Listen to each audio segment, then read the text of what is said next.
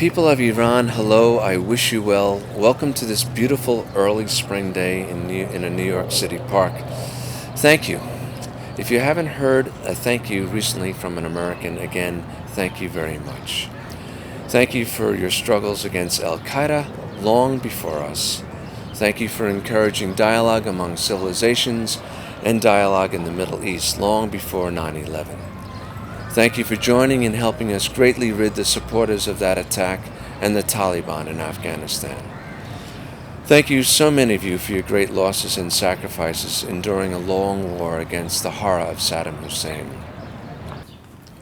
I'd like to thank the majority of you for embracing moderation, and not the hardliners, yours or ours, and despite the propaganda and distortions, for sharing most of the same values that the majority here in the West have. Many of your aspirations were a recent shining light in the Middle East.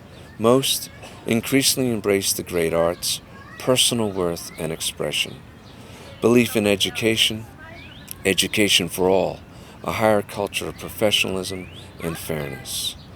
Most of you understand that the pinnacle of God's law is caring for one another. Thank you.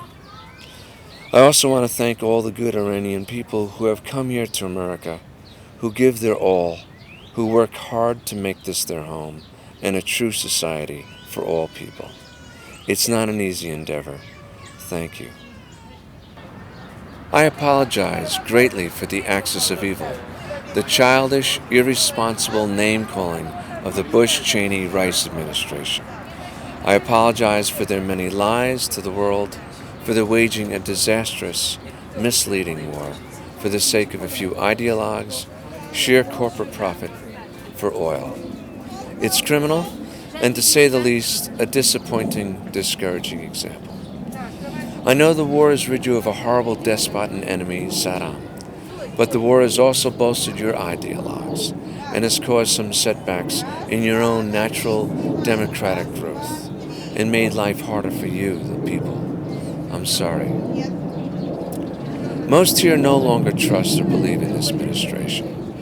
In this time of heightened rhetoric between our governments, know that most of us wish no war with the Iranians, no violent intervention, no bombings, no covert operations, not one Iranian citizen harmed. Humbly, may I make a small suggestion that could help not only you, but help the entire world. It will take great courage and leadership, that which our leaders here have lacked. You hold a very great opportunity. If I could ask you this one thing, please help us and help the world to higher ground. Forgive my own arrogance. You probably thought of this, but perhaps dismissed it as too unrealistic, too idealistic. I propose to you it is neither. It is the opposite. It's the kind of genuine, real leadership the people of the world are waiting for. I wrote President Ahmadinejad when he came here to New York City several months back. Here's what I asked him and your leaders to say loudly and clearly, and ask again. Quote, yes, we are developing our nuclear material and technologies. We have every right to do this. You cannot tell us not to. But we will do something you're not doing. We will be completely transparent, allow access and monitoring of our programs. We will stop all processes leading to making nuclear arms materials, but under this condition, and only this condition, that you, the United States, and China, and Russia, India, Pakistan, Israel, North Korea, Europe, and all others doing the same, that you start a more sincere process of coming together to end your building of nuclear weapons materials. That you again, for the whole world's sake, begin down the path of being fully transparent and verifiable yourselves. That we return to this trust building. When you not only return to this table, but verifiably begin to take nuclear proliferation as seriously as it needs to be, to start decreasing the stockpiles, to disarm these weapons, to cease the construction of greater bombs. We will be with you, and happy then to completely stop any such construction ourselves. We'll be happy to join this team. End quote. Iran, saying this, you will put the ball in others' courts, and you can say you gave it your all. You have this opportunity now. David against the Goliaths.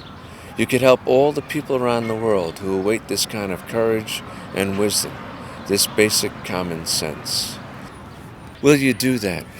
And while we're here, Iran, like many of your people, we wish to de-escalate the walls, the wasteful control of fear and insecurity, ignorance and hatred. We wish to build bridges to each other, to build trust and life. Let's meet, let's talk, let's exchange. Let's encourage each other and instruct our leaders. Inshallah, salam, mercy.